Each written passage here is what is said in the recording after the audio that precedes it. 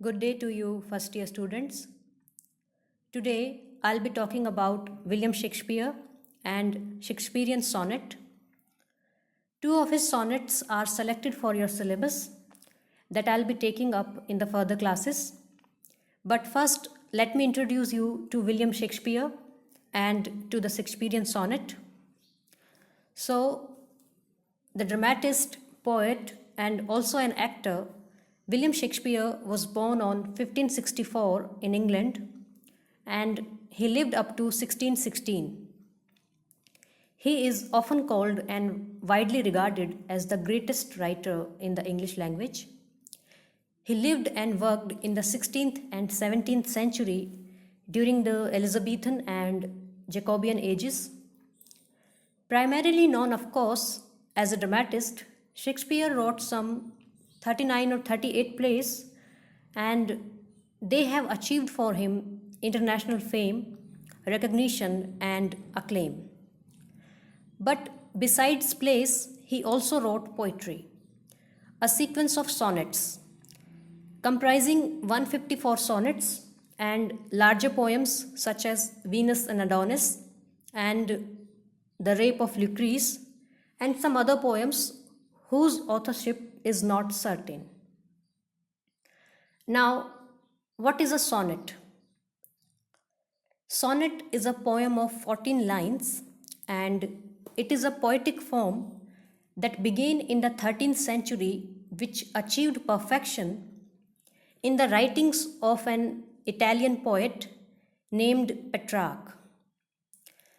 The Petrarchan model of sonnet had 14 lines divided into two parts, an octave and sestet. The octave part of the sonnet comprises of 8 lines and the sestet part has 6 lines. And usually the rhyme scheme is ABBA, ABBA, CDE, CDE. In the octave part, the first 8 lines poses a problem and the sestet part gives some solution to this problem. And this was the Italian model of a sonnet, also known as Petrarchan sonnet. The sonnet was brought to England in the 15th and 16th century by Sir Thomas Wyatt and Earl of Surrey. The form of the sonnet changed once it came to England, where earlier it was divided into an octave and sestet. The English sonnet, as it was initially called, consisted of 3 quatrains and a couplet. A quatrain is a stanza of 4 lines and the couplet consists of 2 lines. The English sonnet later came to be known as Shakespearean sonnet because its greatest practitioner was William Shakespeare. Shakespeare improvised with the original model in using a different rhyme scheme. A Shakespearean sonnet has 3 quatrains and a couplet, of course, with a different rhyme scheme that goes like AB, AB, CD, CD, EF, EF, and GG. He used this rhyme scheme in his sequence of 154 sonnets.